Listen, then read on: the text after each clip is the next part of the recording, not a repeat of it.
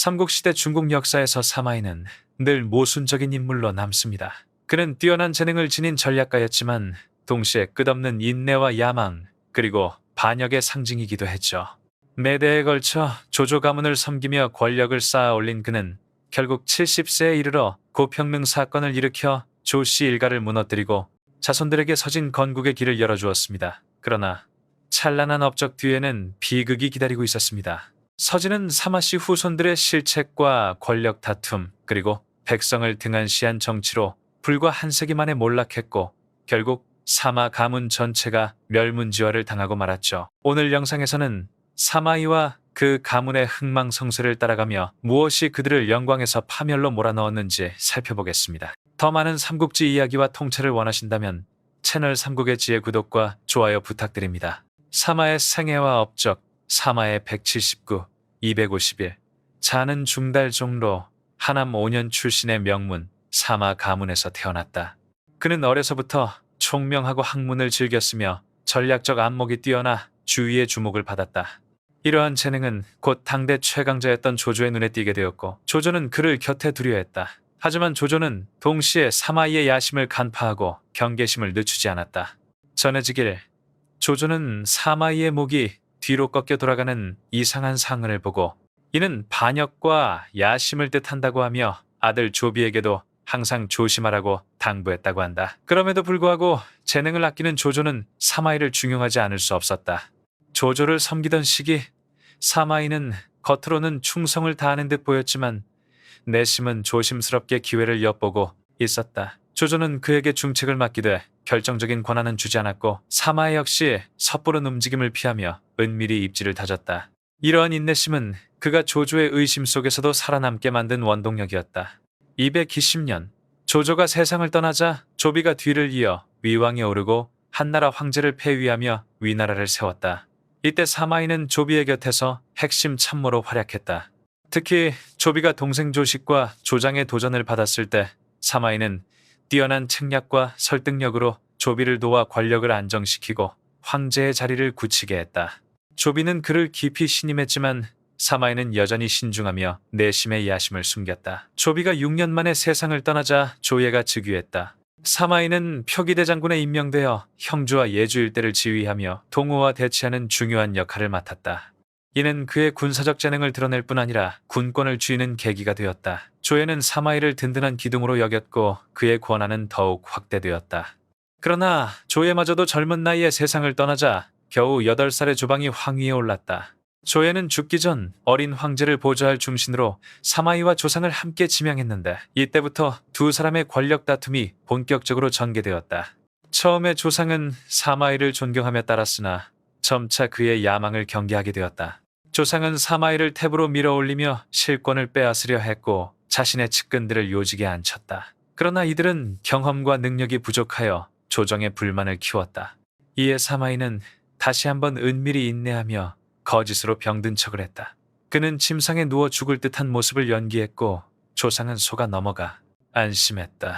247년 마침내 기회가 왔다. 조상이 어린 황제와 대신들을 이끌고 고평릉에 참배하러 간 사이 사마이는 반란을 일으켰다. 그는 태후와 황제의 이름을 빌려 조상을 역적으로 몰았고 조상은 끝내 속아 항복했으나 가문 전체가 멸문지화를 당했다. 이 사건, 즉 고평릉의 변으로 사마이는 마침내 위나라의 실권을 완전히 장악했다. 그 후 사마이는 태부와 무양후에 봉해졌으며 반대 세력을 하나하나 제거해 나갔다.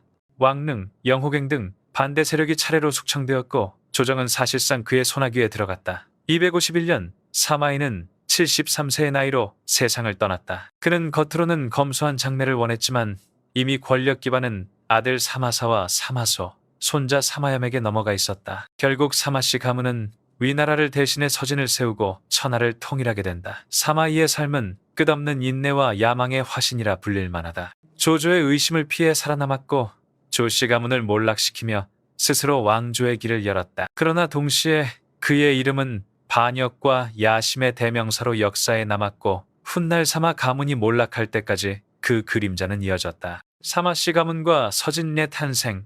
251년 사마이가 세상을 떠난 뒤 조이의 실권은 사실상 전부 사마씨 가문의 손에 들어갔다.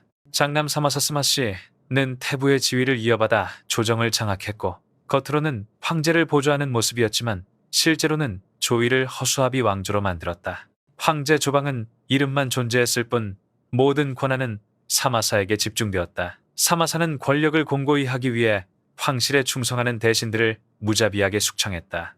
254년 중서령 이풍, 태상 하후현, 광록대부, 장집이 거사하려는 움직임이 드러나자 그는 단호히 이들을 처형하고 삼족을 멸했다. 이는 조위 대신들에 대한 세 번째 대규모 숙청으로 사마씨 가문의 권력력이 어디까지 치닫고 있는지를 보여주는 사건이었다. 하지만 이러한 폭력은 백성들의 원망을 불러일으켰고 점점 더 많은 이들이 사마씨를 불의한 권력자로 인식하기 시작했다. 255년 병세 아코로 사마사가 세상을 떠나자 그의 동생 사마소 스마샤우가 권력을 이어받았다. 훗날 사마소의 야심은 길 가는 아이도 안다라는 말이 생길 만큼 그의 욕망은 이미 공공연한 사실이었다. 그는 충성파 대신들을 계속 숙청했을 뿐 아니라 마침내 황제를 손에 걸고 넘지 못할 선을 넘어섰다. 260년 젊은 황제 조모 서말 위 소제는 더 이상 사마소의 횡포를 견디지 못하고 친히 군사를 이끌어 사마소를 토벌하려 했다. 그러나 이는 오히려 역으로 이용당했다. 사마소는 조모의 거병을 반역으로 몰고 부하성기에게 명해 황제를 거리에서 살해하게 했다. 이는 곧 황제라는 존재, 즉 천자의 신성불가침이라는 원칙이 무너진 사건이었다. 조조와 조비조차 황제의 권위를 존중하며 선을 지켰던 것과는 달리 사마소는 그 선을 완전히 넘어버린 것이다. 이 사건은 조이 황실의 권위를 뿌리째 흔들었고 백성들 사이에 깊은 분노와 불신을 남겼다. 조모가 살해된 후 사마소는 조한을 새 황제로 옹립했다. 하지만 이는 단지 명분을 유지하기 위한 형식에 불과했고 조한은 사실상 허수아비에 지나지 않았다. 사마소는 마지막 단계인 찬탈을 준비했으나 265년 그 역시 세상을 떠나고 말았다. 결국 이 임무는 아들 사마염 스마에게 넘어갔다. 사마염, 즉 안세는 사마이의 손자이자 사마소의 아들이었다.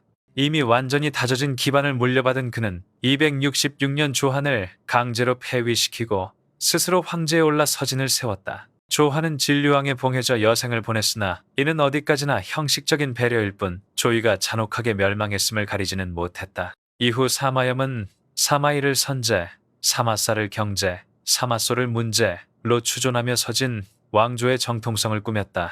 서진의 탄생은 수십 년간 이어진 삼국 분열을 끝내고 천하를 다시 통일한 사건이었다. 263년 사마소가 주도해 촉한을 멸망시켰고 280년에는 사마염이 동호까지 정벌하며 마침내 대통일을 이루었다. 그러나 이 통일은 진정한 평화를 의미하지 않았다. 백성들은 사마씨의 통치가 정의가 아닌 탐욕과 배신 위에 세워졌음을 똑똑히 알고 있었다. 사마염, 즉 지인 무제 춘무드는 초기에는 유능한 군주로 평가받았다. 행정개혁, 세금 감면, 농업 진흥 등을 실시하며 새로운 왕조의 기틀을 다졌다.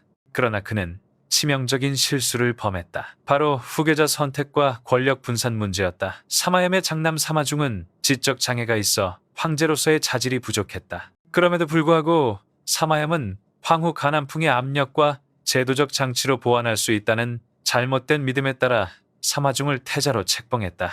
이는 훗날 서진몰락의 직접적인 원인이 되었다. 또한 사마염은 지방 통치를 안정시키겠다며 황족들에게 병권을 나누어 주었다. 외척이나 신하의 반란을 막으려는 의도였지만 오히려 황족들이 서로 군사력을 앞세워 다투는 결과를 낳았다. 290년 사마염이 세상을 떠나자 곧바로 황족들 간의 내전, 즉 팔왕의 난이 터졌다. 왕조는 안에서부터 붕괴하기 시작했다.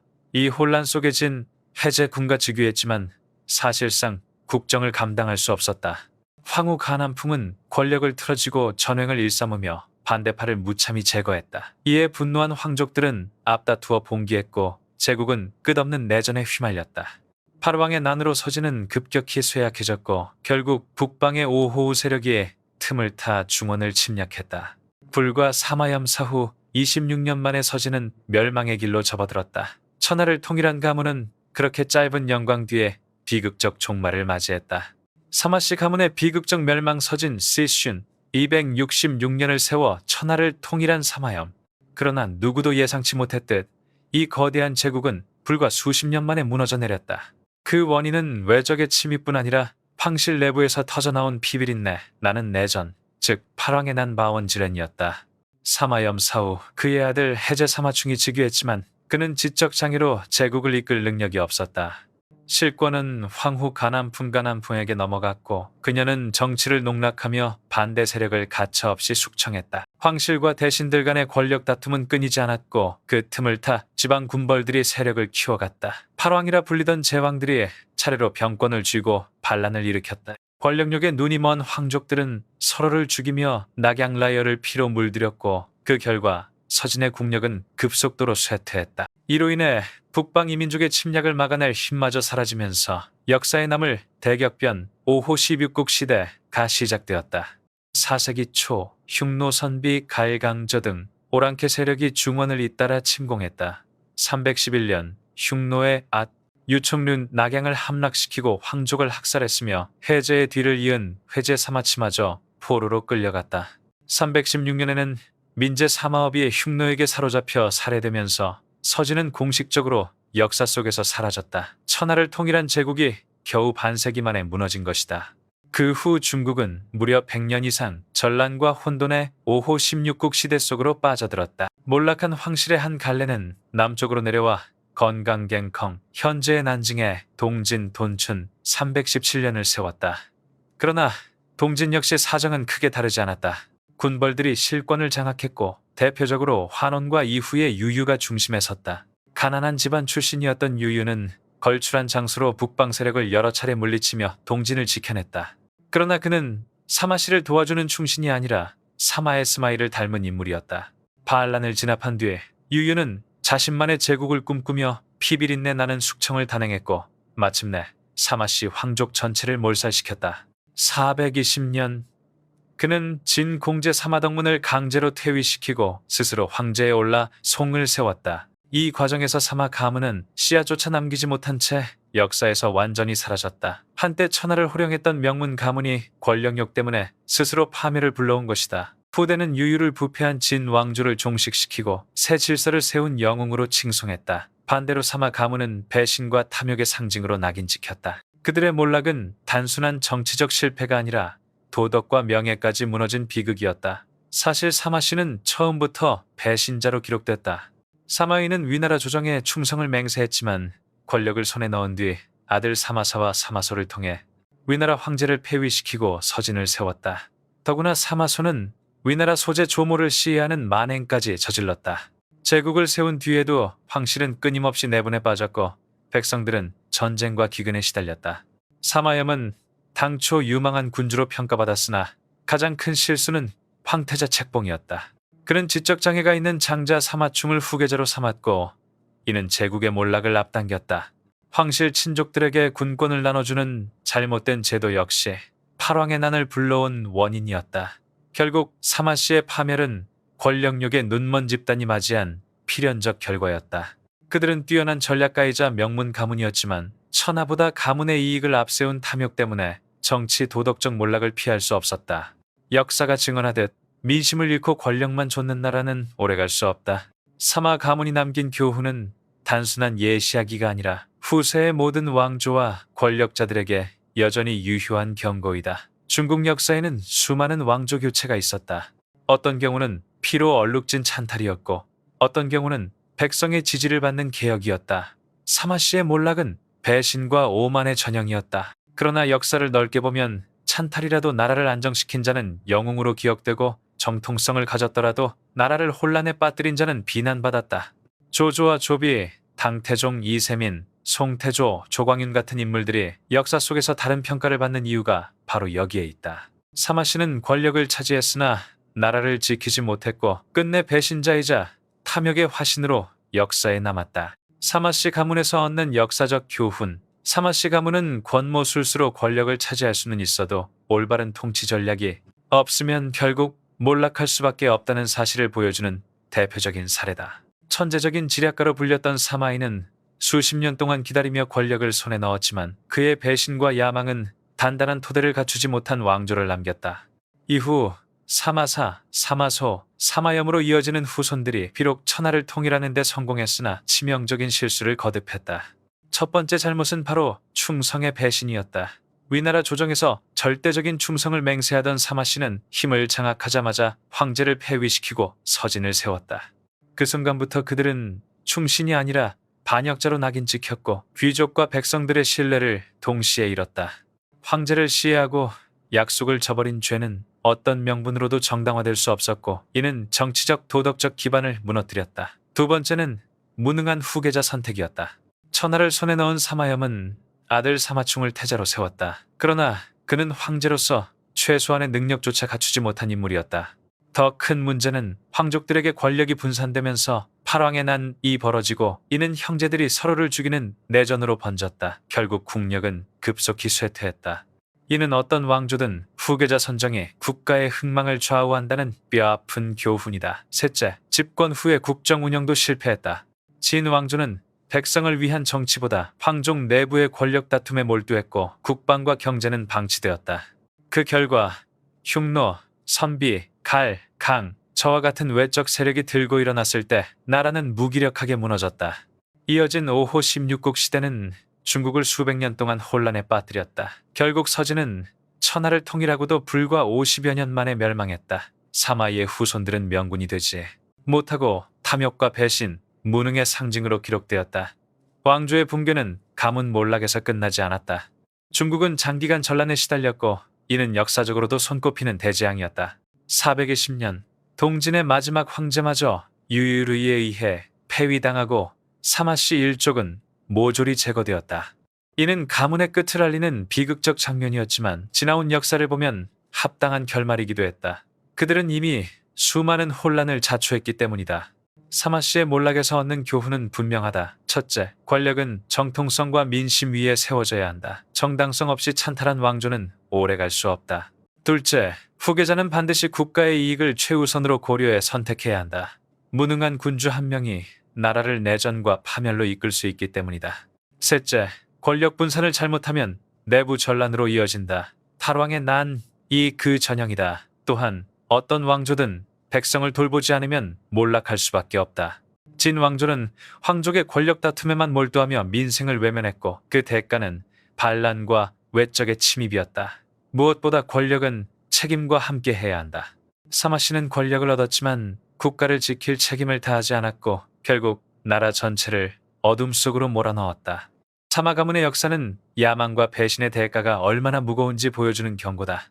지략으로 권력을 얻을 수는 있었지만 그것을 유지할 능력과 책임감이 없었던 탓에 짧은 세월 만에 몰락했다. 통치 실패, 잘못된 후계자 선택, 권력 분산의 폐해는 결국 수백 년 혼란으로 이어졌다. 역사는 공정하다. 국가와 백성을 먼저 생각한 왕조는 번영을 누렸고 가문만을 위한 권력 다툼에 빠진 왕조는 반드시 무너졌다. 진 왕조는 그 가장 분명한 사례다. 그렇다면 여러분은 어떻게 생각하는가? 사마 가문은 비난받아 마땅한 배신자인가? 아니면 단지 혼란한 시대 속에서 살아남으려 했던 자들일 뿐인가? 의견을 댓글로 남겨 함께 이야기 나눠보자.